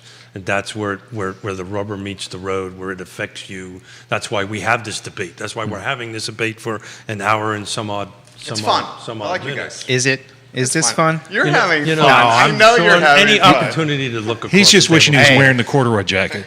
Look, I know you're having fun. I had my Planetary Society shirt on. Can I plug the Planetary Yeah, Society? Sure, whatever. Can you open it so we can see the shirt a little more? There It's you my go. Planetary Society shirt. It's a fantastic organization. For $70 a year, you can have all the information you want about space science. It is out Bill of this Nye world. is the guy. That's actually what I Bill could Nye just Google says. the damn thing. Yeah, you could. But no, it is a good conversation. It is a very good conversation. But I will drop in the chat afterwards. There is the place to start if you're interested in all these issues is the most recent time this came up in Charlottesville, which was 2004, and the Election Task Force study. And it's about 25 pages, and it has lots of different. And it's not a pundit written thing. It was a group of citizens who were formed. I think Rob Schilling was the person who helped push this. That actually did lead to elected school boards in Charlottesville. That was the one piece of reform. No, two pieces of reform. Switching from May to November elections. That was the other one. And yeah, so I think, but that's a good place to study. And I think it's, after this election, we have some time we should think about these things and hopefully approach them. I think after this election, the rubber's going to really start hitting the road. The rubber never stops hitting the road in this community. That's the point I'm trying to make and I can't overstate how much of a heavy lift this rezoning ordinance rewrite is going to be, assuming the flum gets past this at this Before December 31, Neil Williamson. Yeah, I'm going after this to pick up what I own because I lost. So, and I admit it to everybody. Wait, what'd you lose? It was a bottle of something. I can't remember. We have to go back to the tape. But Sean's point is correct. There's always a great deal going on in local government. It is always, it's like Men in Black, there's always a ship about to destroy our planet. You just don't know You just don't know about it. And that's what Sean and I try and do, is bring out these discussions, bring out the underlying philosophical questions that are part of densifying, urbanizing, growing, being a city with more than 3 stories. I mean, how many world-class cities have height restrictions of 3 stories? Washington, D.C.? Its restriction is to the monument, which is... But they have a height restriction. They do. That's when it comes. They do, but they also have a lot of tall buildings. And they have a ward system. And they have a ward system. And they have the Marine Corps Marathon. Hoorah. Can we get the hook Semper soon Fi. to just take this? No. Are we done? We're not done. I mean, can we be done? Do you want to be done? I'm joking. I just don't have my phone on me, so I'm all nervous. Would you like something to write some No, notes on? sorry. And all that stuff? Look, guys, this is a lot of work to set up the show. Jerry and Judah do a ton of work. Literally today, all I did was watch your candidate forum last night. I knew this was just going to be free flowing and have a lot of fun. So I just enjoyed it sitting across from the two gentlemen, shooting you know what. So this has been a lot of fun. Well, I'm appreciative of all the folks that commented and brought real content to this, to the little bit that Sean and I brought to the table. Yes. Any more comment? Did Dave chime in at all? He has not yet. He's watching. Yeah, I'm looking to see if he's in here. Yeah, I see him. I see him in here. And Mark and Rory. Maybe he's not excited about the fact that he'll be sitting next to me on November in the governor's conference. I mean, you got multiple comments coming in about the career politician with the ward system. I just don't see. Well, I don't get that. 100 years ago, I had a client that was the Americans for term limits, and the argument against those folks that wanted mandated term limits was there's an election every 2 years. Well, technically, it's election every year in the state. In Virginia, this was across this, but the idea of term limiting folks, if you have someone that's a career politician that's delivering the goods, or in the federal pork, to the district, then you may be conflicted about it. Because what we found in that research was everybody said we want term limits except for my guy or gal. It's just like my thing about transit that Tubbs and I argue about. You get the survey and it says everybody's in favor of transit because it'll get that guy in front of me on the road in the bus and I can drive faster. Or everybody's in favor of affordable housing, just not next to me. There you are. Thomas says this. You guys have gone talking about the ward system. Why not bring up the strong mayor topic? That's in that 2004 study. It's part. I think if we were to look at the whole thing, that should be on the table just to look at to see, especially based on recent history, the last 10 years of history.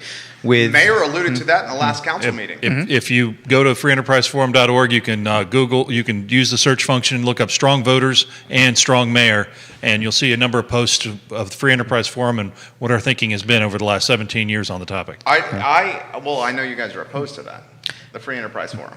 We're not opposed to a strong mayor. We want strong voters. We're very much in favor of a ward system. What you definitely want is more candidates to run. Yeah, I think the fact that you have a choice is critically important to make an election valid. I just don't see that happening anytime soon. I don't disagree. I think it will. It's cyclical. It's quite you honestly. you think strong mayor will happen? No. No, More candidates. More candidates Okay, will got it. happen, and I think it'll be when we have 3 seats available. You're going to see at least 5 candidates running for the 3 seats. Well, playing devil's advocate with you, 3 seats available in the county of Albemarle. Yeah, that's this and now. Again, can't step in the same river twice. Okay. But I already have heard from 1 or 2 candidates for next cycle in Albemarle. There you go. I wonder There you who. go. I don't know where I heard that. Well, let's not forget Steve. That's what. Oh, so it's 2. I said 1 or 2. There's Okay. 2. There's actually 2 more. So about you've been to doing announce. this quite some time, Neil. When was the last time you've seen this many unopposed candidates? For the entire state, it's the highest that I can ever remember in my same. 17 years. I was thinking the same thing. I didn't have the numbers off the top of my head, but it felt like I've just never seen it this way before. It's why we came up with this coffee with the candidates concept, because otherwise, if there's no debates or more forums, Fluvanna County being one, right? They're unopposed to get some information. But to be fair, the argument that people give to me all the time is, if they weren't doing a good job, someone would run against them. I don't think that's necessarily yeah. the case. So though, I'm right? conflicted about this. Because the pay's so bad, the work is so hard and time consuming, and frankly, you're going to have half the community hating your guts, and then the other half are going to be lukewarm about what you're doing. You know, in many ways, it's a no-win situation. You can't win. Yeah, you cannot win. Yeah. Which The is only way to win is not to play the game. 1985. That's from War Games. War Games. Yeah. Well, that's also from The Wire. And you literally said that almost in the same As if I'm the tone Whopper. and tenor. Very well done. Lieutenant Daniel's So I'm trying to wife said that in The Wire. Yeah, well, The Wire, an HBO show. It's fantastic. she So loves how many nerdy movie movies. references did we go through today? That's lot. a series, but a a movie lot. reference for you guys is The Many Saints of Newark, released today on HBO Max, the Sopranos movie. Oh, that's today. Yeah, I that's can't right. wait to watch that. Also, tonight. Scott Aukerman's comedy Bang Bang World launches today, which is Oh, awesome. very Well, I don't know about you, but I'm checking out the new James Bond. That's where I'm going. Bill There's says, a fried chicken festival in Gordonsville. And you can get Hung wine. Oh God, I love these guys. Neil, question for or a comment for all you guys. The rule used to be nothing could be taller than the Monticello Hotel, 500 Court Square. Talking about tall buildings, Sean Tubbs. Mark McKinney from the Crozet Community Advisory Committee. I think people are afraid to run for elected positions. Politics and elections, even at the local level, have gotten ugly, and people don't want to be dragged through the mud. That is so true. And that's a reality. That's Literally what my wife said to me. And we've had this conversation offline. You experienced that. I have personally experienced Yeah. that. When I ran for the He ran for Fluvanna I Board ran of for Supervisors. Fluvanna, and How'd that turn out? Excuse me. How'd that turn out? Yeah, really good. Actually, it turned out really good. In hindsight. In hindsight, it turned out really good. I did pretty good, you know, for a guy with a funny accent representing Scottsville in that area, Cunningham district. I thought I did pretty good. But the reality of it was, I mean, I can speak to this. I had people chasing my children down. I had people chasing my wife down with unsavory comments. You know, that's just. Don't need to mention that on air. Well, it's the My truth. wife's watching. It's the truth. Oh, sorry, buddy. Yeah, that never happened. Well, I think that's part of where we are as a It nation. was because I was a Yankee. You're not a Yankee. It's okay. But I think that's just where we are as part of a nation. I mean, we see that we've It's seen the that social at media. the. This was in 09, my friend. Oh, I know, but I think though that remember, this is a country that's built on a revolution. It's built on that, and I think that I don't know if there ever was a mythical time when things were. All you got to do is read history whatever. and read But what read the the Federalist But at the same I was about to time, say, read the Federalist Papers. we are facing a country and nation and world where our supply lines are questionable. We have labor shortages.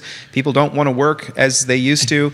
And, and I think that in a lot of ways, what we're talking about is a labor shortage for citizens not wanting to step forward because they just don't want to bother. But it rolls over to They the al- labor they also- shortage they also impacts so come many across things. the Well, what difference am I really going to make? Right. well, right. but I think that's kind of what And I think that's a good question for the. To go back to the Federalist Papers, how they settled things back in those days was with two guns, and they. Well, how about this I was at my just- high school reunion, and actually, I got into a conversation for an hour about the Federalist Papers. So. Did you? So, yeah, I did. At your reunion? I did at my reunion. I was talking Okay. about the role of local media. So how did that turn out? I Did you not. win? I did not get a subscription from this gentleman. So this comment from I was Nick. hoping. Ancient Athens, the jewel of historical democracy, function on a demi system, aka sounds like what Keith and Neil are describing as wards. Bill, I am not wealthy but self-sufficient, as are many of my neighbors. Tax increases created by the flum and the school realignments may be the tipping point that runs us all out of our homes in the city of Charlottesville, living on fixed incomes. And that's absolutely the question is, because right now, Charlottesville, I think, is number 28 out of 39 taxed by the rate. And it with Not if by it's- dollars, but by rate. by rate. And Good the stat. challenge about that, if they add the 15 cents, it moves it to like 16. But that being said, that's a false number because it doesn't include the revenue that's coming in from Albemarle County. So the government's being run on that number, the other taxes, and money from the government of Albemarle County. So really the question that I'm hearing from folks is, why aren't we working for more efficiencies in government? Not once last night did anyone mention the efficiency study, which seemed to be the linchpin probably 2 cycles ago, that we're going to make local government more efficient. What I kept hearing last night was we're going to spend more money on local government. So it's interesting. One of the comments that I wrote down in my little set of notes, and I can't remember, I'll have to go back and look at it, which candidate said it. I think it might have been Brian. Said, I don't want to do another study for the sake of doing a study. Let's get some things implemented, such as the efficiency study. They've done a study. Well, they That's did essentially paralysis of analysis. He doesn't want that. Well, but also too, they did that study under Maurice Jones, and we're now 5 city councilors later, and I think Managers. that. I'm sorry. City managers. City managers. I'm sorry. And now, as I said in the framing for one of the questions last night was, we now have we have 2 deputy city managers that are on the ground. The new executive administration is in place, and the question is, can they do something? We don't have a public works director. We don't have a parks director. The 240 Stribling, which we haven't talked about, part of the confusion there was you had economic development doing one thing, and they hadn't told the city engineer the details. That coordination, I mean, it's now we have the people in I've been place. trying to get a bond released at Nassau Street, affordable housing, the land trust, trying to get a bond release, which, by the way, the city forgot to put a fire hydrant on it. This is a nonprofit that cost us $41,000 that we put in, and I can't get the bond release because one set of the city, isn't talking to the other side of the city, and I literally have to park my butt there. But I think that, and this is a volunteer job, by the way. Yeah, you're to working go. for free. But I'm going to put out a theory. If we end up with a 6th city, and I'm not weighing in on whether Chip Boyle should stay, but if we end up with a 6th city manager and a 7th and 8th and 9th deputy city managers, those divisions between those different departments are just going to continue to grow. because it's the leadership matters. Do you have any comments you want to make on City Manager Boyles? I Because think that was many words to that statement. Right I think there. in this case, it's Well, you just brought that, it up yesterday. well, I think you have this. I mean, I don't know the exact tenures, but city managers tend to stick around for a long time. 7 years. 7 years. What's his face? The guy before Gary O'Connell. What was his name? No, that's not it. That's a Star Wars character. Bill McChesney, No, who was the city no, manager no, it was before not Gary him. O'Connell? Cole Cole Hendricks. Cole Hendricks. Cole There Hendricks we go. Was That's a 47 dude. years? It was up there. O'Connell was 15 years. Jones was 8, I think. Statewide average is about 7 Yeah, years. and I think that's actually a good time. And I think that, but imagine for anybody thinking about a strong mayor, keep in mind, Virginia law does not allow you to have a strong mayor as you would have in other states. Jurisdictions. Like even Richmond, I think there's I don't remember exactly what, I wrote a long story about It's it a no couple Mayor years ago. Koch, let's put it that way. Yeah. So, but in a lot of those cases, it's going to be, you're going to have that kind of departmental turn. You potentially could have that departmental turnover. And, It would be great if we had a city that worked. It'd be great if we had a bus system that coordinated better with other systems. Maybe that's there, but I think that that's all I will say. So instead of streets that work, Sean wants a city that works. I would like, blame him. like a case in point. I'll just say this. Sidestep that City Manager Boyles. Well, I don't want to Very comment. well. I don't have a comment one way or the other. I can say that he was a great choice at the very beginning of this year. I would say that I don't want to say anything about it, but I would say that having somebody with knowledge of how state government works and how funding structures work is incredibly important, because it's how you can suddenly maybe, and again, conjecture, if a project runs under, maybe there's a pot of money that's somewhere out there. That's the kind of person. It's relationships, as you said earlier. It's all about relationships. But to go back to cities that work institutional knowledge. and institutional knowledge. Going back to what Neil said about streets that work. There's a guy on my street knocked on the door recently, and it was like, we got to get traffic calming on this road. There's a park here, and people are driving 50 miles an hour up and down. And I checked in with him this week, and he's frustrated because he can't get a Who do you single talk to? response. Well, here's the thing. I don't know. Well, I do know. But today, I'm getting out there. My housemate goes out, and there's the police are running traffic on my street today. And so something got to somebody eventually to hopefully start telling people, if you're driving down this road at 50 miles an hour where there are kids at a park. So historically, So at least, I guess what I'm saying is that there's different solutions for different things. Will that change behavior long run? Probably not. historically, the wheels of government move slowly, and Round and round. As one of my proudest moments, frankly, is pushing this roundabout in Fluvanna County between Route 53 and 60. Wasn't that the first smart scale project? That was the first Smart Scale project. I was also the first person to get a speeding ticket through that, so to add a little bit to that. I thought that was going to calm traffic down. Yeah, supposedly to do that. You were happy for that ticket, though. I went. I actually didn't contest it. I went to the judge and said, "I'm happily going to pay this. This was a good thing," and it did its job. But there was multiple deaths there, but it took 5-6 years to make that happen. And I think that's a good thing to hopefully hope for. But My point in saying that Running out of is please don't be discouraged. There's some wonderful people on this feed, that folks I see in meetings, that are at meetings, others who are listening. Do not attend them. Follow these two gentlemen. You can get. Let me say one thing about the Chip Boyles decision. Which decision? The decision to hire Chip Boyles was conducted behind closed doors by this council. I considered it to be a bold and needed move.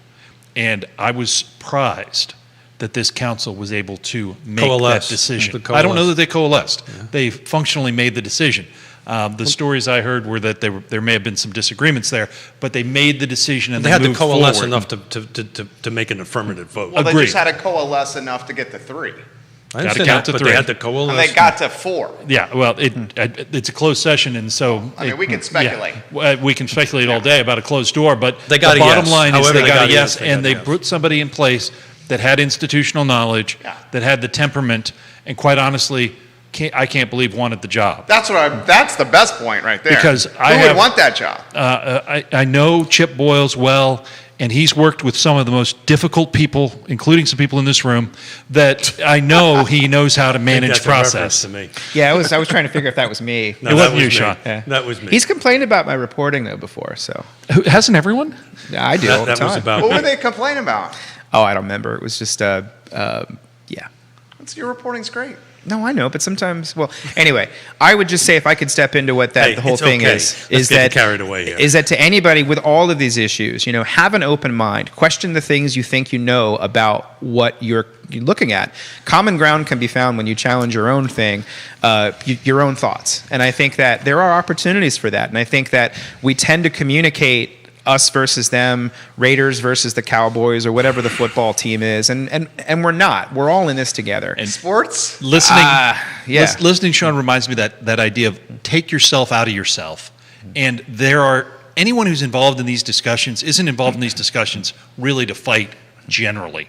The goal is a better community. They may have a different perspective than you. Try and understand their perspective, because it is only when we come together that we get anything done. So we have 3 rules here, right? The first one is we don't do divisive politics. The second one, we don't point, because when you do that, three fingers are pointing back at you. You got to look at yourself. And the third one is try to have fun and keep Sean in check. But I think we've done a good job. Yeah, squirrel. Well, can we should close. 'Cause I can't do a song, can I? I can't do a song. No, because No. yeah, we don't Well, have it would rights to be. music. I know. I was going to do it anyway. Beastie Boys, Stand Together. There you go. One closing question It's for a great Jill. song. I read the Free Enterprise Forum. I'm on the website daily. Brent had a good analysis on Airbnbs that's on the website in Greene County. I was surprised that they've been disallowed. They have been disallowed in the R1 district. Yeah. The reality is that I think it was 2017, it was put forth at a request from a homeowner that they be allowed. They were happening before, they just didn't regulate They them. weren't regulated. Now they are not only not regulated, they are banned in R1. What happened is there's a small community called Green Mountain Lake that originally, when it was first founded, was to be a vacation area. And there were a number of homes that went forward and received the permit to have a homestay, or a tourist lodging is what they call it in Greene County. Then there was one home that the person bought the house and travels significantly and wanted to do whole house rentals, and was doing whole house rentals. And there are always challenges when you do whole house rentals with how many people are coming and going, and the traffic involved, et cetera. So the neighborhood coalesced around the idea that we should ban them. And that is a good example of government trying something, the citizens not liking the end result, and then going through the proper channels to stop that activity. It was a special use permit. The challenge was that you could put the conditions on the special use permit. Now, all an operator has to do is sign a 30-day agreement, so they could perhaps only rent it once a month because it was a 30-day agreement, and they can rent the house as much as you want, because it is precluded by state code that you regulate 30-day rentals, 30-day and greater rentals. that's exactly right. So they just kind of changed the math a little bit to go ahead and make. I don't know that anyone's doing that, but Yeah. it could be done, and some would call that a loophole, and I would just call it the law, Well, it's the state law. state law. So this is Dillon Rule pulling itself back into local politics. Interesting. Green Lake, Lake Monticello, both were originally designed as vacation communities. Most folks don't know Lake Monticello was in 1968-69 as a vacation. Can you Airbnb at Lake Monticello? You cannot Airbnb at Lake Monticello. It's not necessarily a county ordinance. It's an HOA. HOA thing. You actually cannot rent. So if I had a mother and daughter in the bottom and I wanted to do long-term rental to Neil, I couldn't do that unless we were related. Because the HOA can have more restrictive code than the county, because HOAs are covenants that you agree to when you purchase the home. Hence our prediction, if FLUM is approved, the HOA neighborhoods in the city and the county are going to explode in value because they supersede governmental policy. Right. That's what we think is going to happen. Anyway, Sean Tubbs, any final closing thoughts? And no. that big brain that you have? You got no. a beautiful brain? All is well. You All is mentioned well. last Thank you. time mustache wax. How did that go? Oh, yeah, people suggested a wax I meant to bring to the you. comb in today so you can see it. No, it's all good. I'm going for the sideburns to be bushy too. I see that. No, actually, this might disappear soon, but you'll have to wait until Halloween Day. Okay. Well, a month from now we'll be sitting down together. So In hopefully costume, I hope. I'm committing. If I do this again, but before Halloween, I'm doing it in costume. So you're going to Neil? do. Neil's not doing costume. Neil's staring. We try to do these either the first or the second Friday. We'll figure that out. of We'll the figure month. that out. But I'm not so sure the world can see Keith Smith in two Batman outfits twice in a row. I may be wrong. But no, I would just put a plug to the folks watching, sign up for the newsletter, community engagement. You can find it somewhere. I'm going to get better at that one day, just not today. Support Town Crier Productions. Yeah. Support Free Enterprise Forum. It is, there's a blog post up this morning. Free Enterprise Forum isn't free. We do have costs, and we are blessed to have donors that support us and support our ideas. We don't have subscribers because we want everyone to communicate with us and argue about our ideas. We don't have members because everybody's important. And so I just ask that we're a little bit shy of our 2021 goals. If you have the opportunity, freeenterpriseforum.org. I can speak to these two gentlemen. My wife and I personally are members of both. Please join them. You know, they give out some great stuff, and if you keep on doing that, this way they can keep on coming here, so we can keep on having these long form discussions. Did I segue good into that? Yeah, you did well. I That's did. good stuff. That's very nice. I'm learning. I'm trying to get a little. It's only been 2.5 years. I'm getting a little bit better. So, gentlemen, thank you. Thank you. This is as usual. We substantially go over. This gentleman has a show that he needs to get ready for in about a half an hour. Yeah. So thank you. Leah Puryear, Charlottesville City School Board candidate, will join us, as will Thomas Miles, Board of Supervisors, Buckingham County, on today's program. That'd be great. Wow. We're going to talk some of the CenturyLink issues with Buckingham County supervisors. So if anybody watching the feed or you two gentlemen have any questions that you'd like to have come out on October 15th when we bring in Juan Diego and Brian, please send them to me directly or in the feed or something like that. We will help get I want to know what Brian Pinkston thinks about the parking deck. Sorry, that's an inside joke that yeah. You know who we should have on the show? I've been spending some time lately with Pam Riley. Is that name? Oh, Pam- yeah, yeah. Pam's yeah. a good egg. Good old Pam is Pam. a great egg. I find her Former to planning be commissioner. I find her to be thoughtful and deliberative in her analysis. Yeah. I really do think she's a sharp person in the community. She's been offering a lot of insight and perspective, and I enjoy her. Pam would be great So for this show. we're booked up all the way through October, but in November that'd be a great opportunity. Yeah. You guys, thank you for joining us. Sean Tubbs, Neil Williamson, Keith Smith, Judah Woodcower is the director. My name is Jerry Miller. This is Real Talk presented by Yes Realty Partners. We'll see you in 29 minutes on the I Love Seville show. Take care. Thank you for going over, guys. Oh. Hey, good job. Tell me when the mics are off.